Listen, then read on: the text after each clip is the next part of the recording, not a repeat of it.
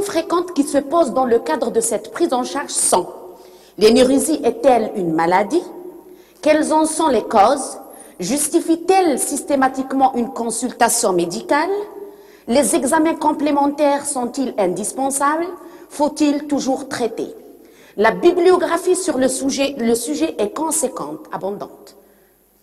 Mais le clinicien risque d'être vite inondé d'informations souvent contradictoires, l'obligeant à faire des choix opérationnels sans prétendre vouloir apporter des solutions miracles au traitement de l'énurésie. Notre propos est de faire le point sur la prise en charge de l'enfant énurétique à la lumière des dernières publications et recommandations. L'acquisition de la propreté diurne se fait avant l'acquisition de la propreté nocturne, c'est clair. Cette acquisition de la propreté s'effectue habituellement à partir de 18 mois pour la propreté diurne, le jour, et entre 3 et 5 ans pour la propreté nocturne.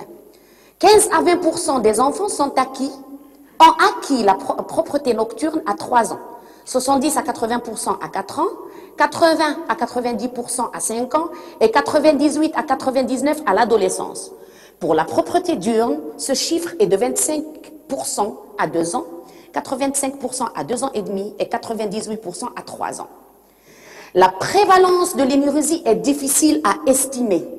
Elle est fréquente en France, en moins 400 000 enfants de 5 à 10 ans seraient concernés. 15 à 20% des enfants de 5 ans, 8% à l'âge de 7 ans et 5% à 10 ans et 3% entre 12 et 15 ans. C'est la référence bibliographique. Selon certains auteurs, 10 à 15% des enfants de 6 à 7 ans sont énurétiques, avec une nette prédominance du sexe masculin. Sexo-ratio, on a 3 garçons pour une fille en moyenne. Et autant d'enfants du même âge ont des fuites urinaires diurnes ou des impériorisités mictionnelles. Impériorité, ça veut dire le désir impérieux d'uriner. L'enfant ne peut pas s'empêcher de... Ces chiffres témoignent de l'intérêt que chaque professionnel de l'enfance doit porter à l'énurésie, dont le pronostic repose essentiellement sur son retentissement sur la vie familiale, sociale et scolaire de l'enfant. Son caractère bénin est parfois honteux, mais que l'énurésie est souvent négligée par les médecins et cachée par les parents. Alors, sémiologie de l'énurésie. On ne devrait pas dire, là je vais donner une définition opérationnelle, ça veut dire pratique. On ne peut pas dire un enfant est énurétique, à moins qu'il se mouille régulièrement plus de 2 fois par semaine et à partir de l'âge de 5 ans. C'est la définition opérationnelle, pratique. D'accord? On ne peut, alors c'est, un enfant est énurétique à moins qu'il se mouille régulièrement plus de 2 fois par semaine et après l'âge de 5 ans. Alors, on a 2 sortes d'énurésie. Énurésie primaire et énurésie secondaire. Primaire, ça veut dire que l'enfant, il fait toujours, depuis sa naissance, fait toujours pipi au lit. Mais secondaire, ça veut dire qu'il a déjà, il était propre, puis il a récidivé. Il y a un événement déclenchant d'ordre souvent psychologique. Alors, l'énurésie primaire, l'énurésie nocturne primaire désigne des mictions involontaires pendant la nuit, à un âge où la propreté est généralement acquise. L'énurésie est dite primaire lorsque l'enfant n'a jamais réussi à contrôler sa vessie. Elle est la plus fréquente à 80%. Alors, l'énurésie secondaire lorsque l'incontinence se déclare de nouveau après au moins 6 mois de continence. Là, si on revoit les publications récentes, on trouve à partir de 6 mois jusqu'à 1 année. Alors, on trouve une petite différence dans les références. Au moins 6 mois. Il y a un intervalle de 6 mois et il y a un facteur déclenchant. Alors, l'énurésie secondaire impose, dans un premier temps, d'éliminer une cause organique.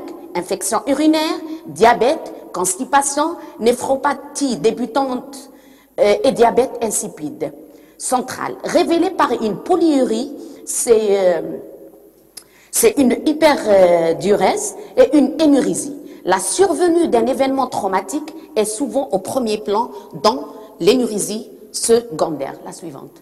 Les principaux facteurs d'énurésie, et après on va parler de la prise en charge.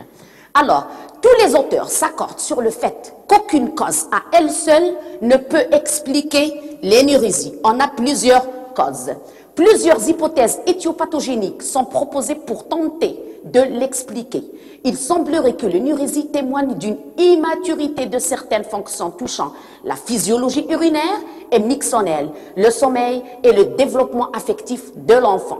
Ces différents facteurs mis en cause sont souvent intriqués, même s'il est possible d'en individualiser un prédominant chez un enfant donné, c'est en ce sens que l'énurésie doit retrouver sa valeur de symptôme et pas une maladie. Et selon Fischbach, elle est plus un état transitoire qu'une maladie fixée. Alors on ne parle pas de maladie par rapport à l'énurésie, on parle d'un symptôme énurésie, on parle de symptômes. Alors, facteur familial et génétique. Premier facteur, la prédisposition familiale de l'énurésie est incontestable. Certaines statistiques font ressortir que l'enfant a 7 fois plus de risque d'être énurétique si son père l'était dans l'enfance et 5 fois si sa mère souffrait d'énurésie.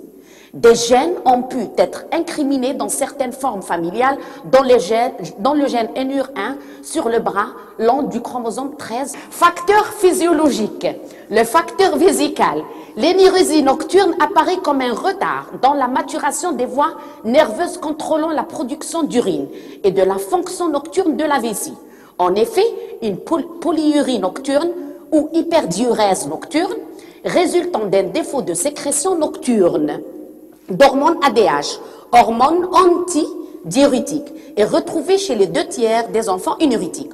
Aussi, différentes études ont montré que la capacité vésicale nocturne des enfants énurétiques était plus faible que ceux d'enfants sains et qu'une hyperactivité vésicale ou impérioricité survenait dans les 2 premiers tiers de la nuit, au cours du sommeil profond, ce qui explique que l'enfant ne se réveille pas.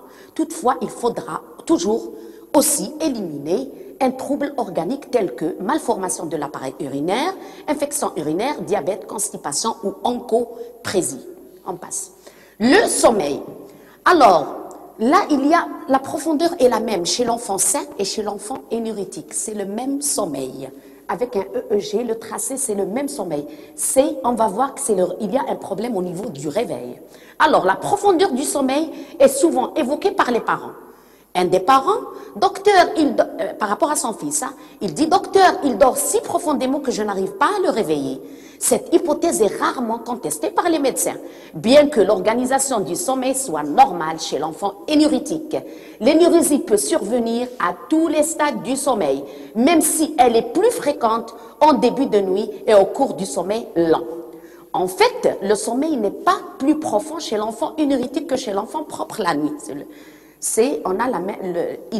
Il n'est pas plus profond. Alors, mais son seuil d'éveil est plus élevé. Il est clairement démontré que la réaction d'éveil induite par les réplétions vésicales est perturbée. L'enfant propre poursuit son réveil quand sa vessie est pleine, alors que l'enfant énurétique poursuit ses cycles normaux de sommeil. Il dort. En effet, beaucoup d'études sur le sommeil ont démontré qu'il n'y a aucune perturbation des traces EEG, tracés EEG ou polygraphiques nocturnes. Ça marche pas. Alors, facteur psychologique. L'origine de l'énurésie est souvent d'ordre psychologique.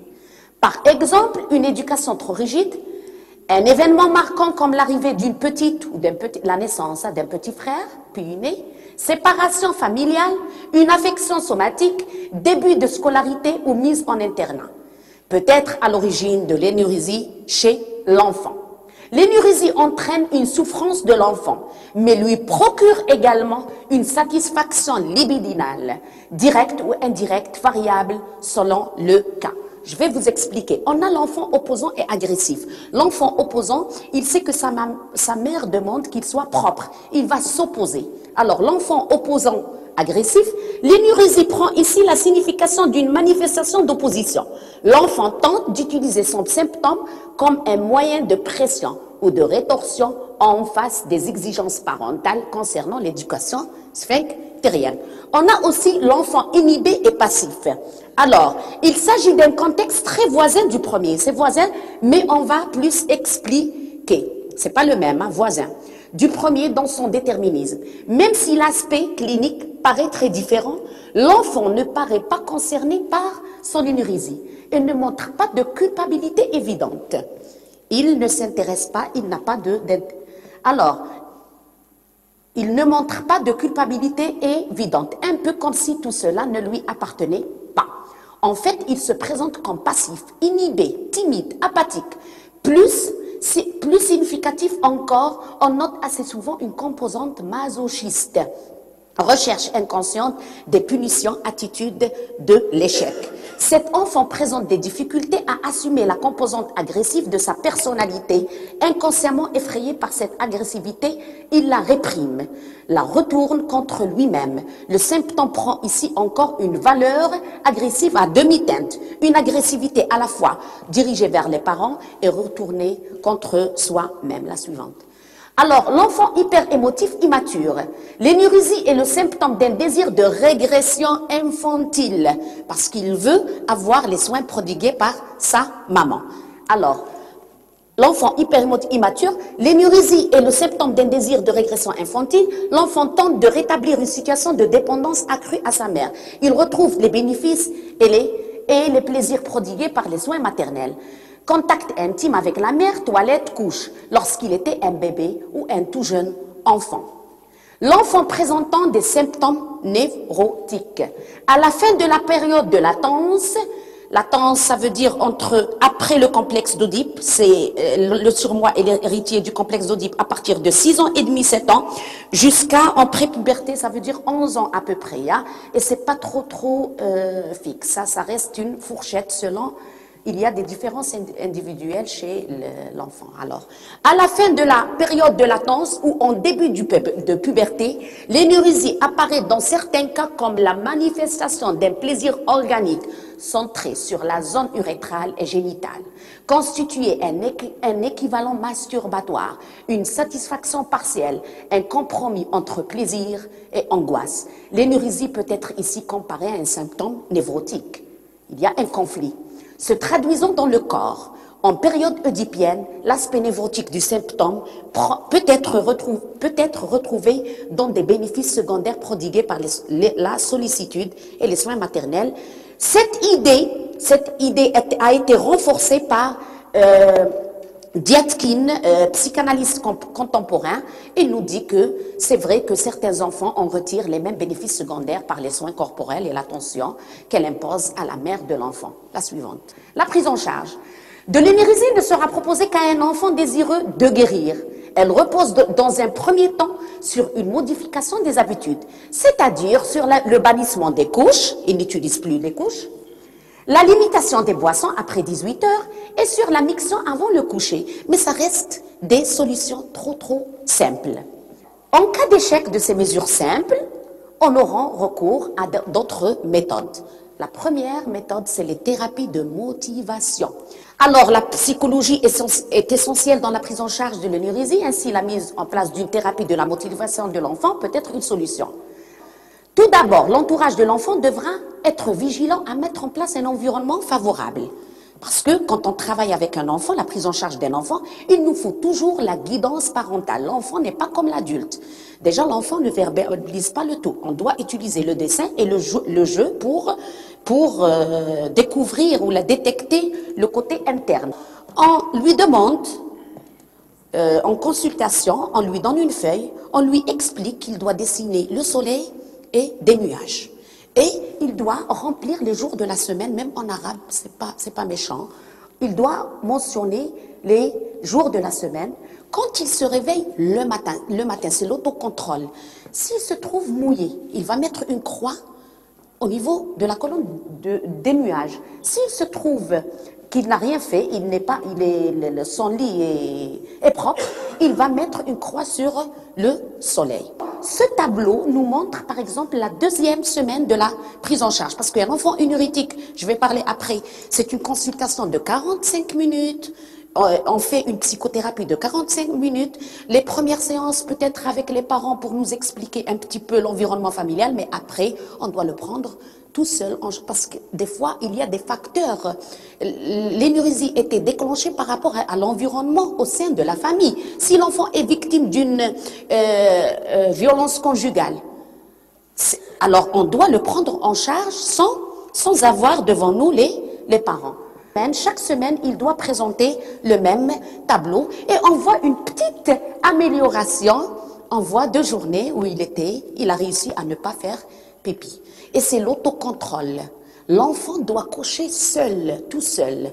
Des dialogues simples avec l'enfant et une dédramatisation de ces troubles ne peuvent qu'améliorer et accélérer la prise de conscience chez l'enfant.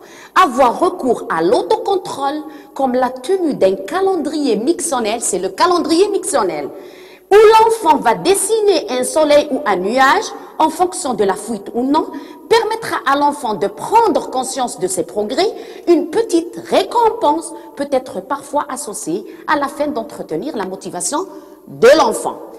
Mais on a une remarque que j'ai déjà vue par rapport à quelques cas. J'ai déjà fait une pratique auprès de ces enfants, mais il faudra que les parents, surveillent l'enfant à distance. Pourquoi? Afin de contrôler les véritables résultats. Car l'enfant, des fois, a tendance, il triche, il rajoute des croix, a tendance à vouloir satisfaire son thérapeute. On parle, il modifie ses résultats, c'est le transfert positif. Il a un transfert positif, il met plus de croix au niveau du soleil. D'accord? C'est la thérapie de motivation, on passe. Voilà. Les thérapies comportementales. Une thérapie comportementale simple, comme utiliser des systèmes de récompense ou réveiller l'enfant pour le faire aller aux toilettes, peut être efficace pour certains. L'enfant peut ainsi participer au change des draps. Il peut participer le matin, c'est comme l'enfant en coprésique, hein? On peut lui demander de laver ses sous-vêtements, mais sans que ce soit vécu comme une punition. D'accord? Il participe. Les punitions et les humiliations sont à éviter. L'entraînement à la propreté au lit, décrit par Azrin et Tynes, est une technique de réveil de l'enfant par les parents qui exige plus de travail et qui peut être légèrement plus efficace que la thérapie par alarme, seule si elle est associée à cette dernière. Je vais vous parler de la thérapie par alarme, hein, par dispositif d'alarme, thérapie très très utilisée actuellement. Il peut être difficile de convaincre un enfant qu'il n'a pas à se sentir honteux lorsqu'il mouille son lit si les nuits au sec sont récompensées. L'incapacité de rester au sec pendant la nuit et d'obtenir des étoiles ou des autocollants peut contribuer à une mauvaise estime de soi. Si l'enfant ne réussit pas, il se sent sous-estimé, d'accord? Le lever de l'enfant pendant la nuit exige plus de travail et peut entraîner des frustrations et des conflits. Le traitement vise en grande partie à réduire les problèmes de frustration, de conflits et de mauvaise estime de soi. La suivante. Alors, on passe au dispositif d'alarme pour prendre en charge l'énurésie nocturne. Les systèmes d'alarme ou pipi-stop ont pour but de modifier le comportement vésico-sphinctérien pendant le sommeil. Comment? Elles consistent à disposer des capteurs d'humidité dans les sous-vêtements, par exemple, qui déclencheront une alarme au contact des premières gouttes d'urine. D'accord? C'est des petits capteurs d'humidité. On les place au niveau des sous-vêtements de l'enfant et au premier contact de la première goutte d'urine, ça va se déclencher. Alors, l'enfant devra alors couper cette alarme et terminer sa mission aux toilettes. C'est par un phénomène d'anticipation que ce système se révélera plus efficace. Il s'agit d'une méthode de conditionnement. C'est une méthode de conditionnement. Elle est fondée sur l'anticipation et la prise de conscience du besoin d'uriner. Elle peut apprendre à l'enfant à se réveiller au son de l'alarme, puis, par approximation après, à associer son réveil à la sensation d'une vessie pleine. Les résultats sont satisfaisants et se maintiennent à l'arrêt du traitement. Il faut au moins en moyenne 2 mois avant d'obtenir des résultats probants. Et le maximum, c'est 4 mois. D'accord? Entre 2 mois et 4 mois.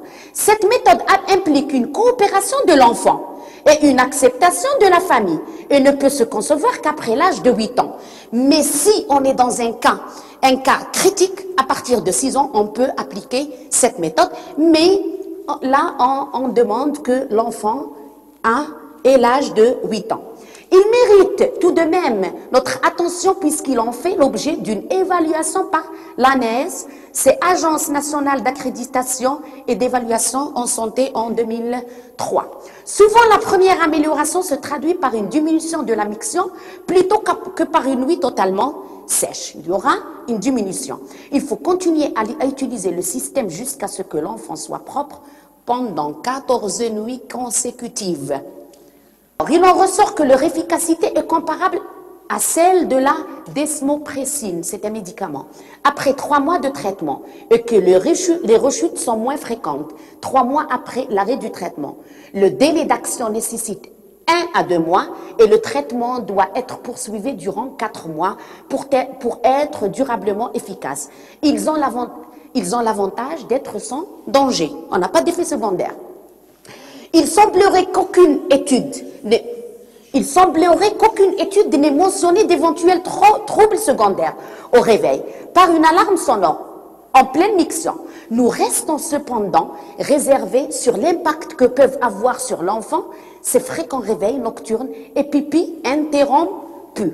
Selon la Société canadienne de pédiatrie, les alarmes seraient peut-être le traitement de choix le plus pertinent dans les cas d'énurésie nocturne primaire d'enfants plus âgés provenant de mais la famille, il faut que la famille soit très motivée. Pourquoi? Je vais vous expliquer pourquoi. Parce que l'alarme sonore va réveiller tous les membres de la famille, frères et sœurs. Alors il nous faut que la famille, il faut que cette famille soit motivée. Alors, les parents devraient aussi être avertis que la thérapie par alarme exige un engagement des frères et des sœurs, parce que l'alarme retentit assez fort pour réveiller tous les membres de la famille. On déduit que le conditionnement au moyen d'un système d'alarme constitue le traitement le plus efficace et il garantit un succès à long terme chez environ 50% des enfants. La Société canadienne de pédiatrie recommande le recours au dispositif d'alarme pour les enfants plus âgés et motivés et dont les familles sont également motivées pour qui des mesures plus simples ont échoué. Ça veut dire qu'on a essayé des mesures simples, ils ont échoué, on passe au dispositif d'alarme. Les exercices de Kegel. Exercice de Kegel, c'est quoi? C'est une rééducation mixonnelle. On parle de la rééducation mixonnelle.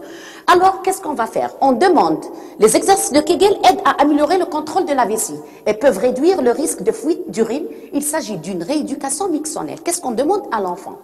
On dit à l'enfant, carrément, maintenant, on demande à l'enfant, maintenant, imagine que tu es assis sur la cuvette des toilettes en train d'uriner. Imagine-toi en train d'essayer de retenir le jet d'urine. Alors, il urine, puis il s'arrête.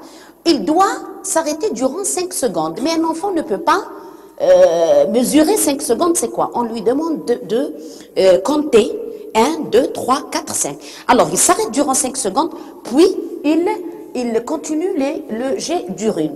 Et il refait cet exercice à plusieurs reprises. Il urine, il s'arrête, il urine, il s'arrête, il urine, il s'arrête. Ça s'appelle stop and go. Cette méthode, il doit l'appliquer même au niveau, s'il a envie de faire pipi, même quand il est en récréation. Il doit appliquer cette méthode durant 3 mois. Et je vous assure que sans le traitement d'anafranil, on a eu des très bons résultats avec les enfants. J'utilisais dans ma pratique les exercices de Kegel et le tableau. Le tableau, il doit diminuer à partir de 18 heures les boissons, les trois en même temps. Je les utilisais avec la quatrième procédure, c'est la prise en charge psychologique et j'avais eu des très bons résultats sans avoir le recours à l'orienter envers le médecin là pour avoir l'anafranil. Alors, Stop and go. Arrêter un jet d'urine peut être plus difficile en raison des pressions plus élevées que la vessie peut produire.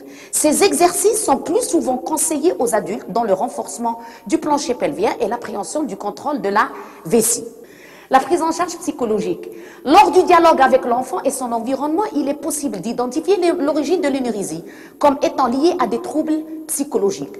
Dans ce cas, il sera alors fortement recommandé de passer par une psychothérapie. Elle doit permettre de s'imprégner de l'ambiance familiale autour du symptôme et de son retentissement psychologique et social et scolaire.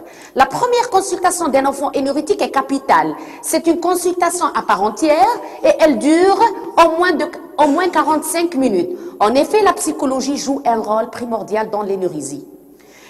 Alors, il est certain que si les répercussions psychologiques de l'énurésie sont incontestables, il serait abusif de considérer l'énurésie seulement comme la conséquence d'une immaturité affective de l'enfant ou d'un climat familial conflictuel. Aussi, la persistance de l'énurésie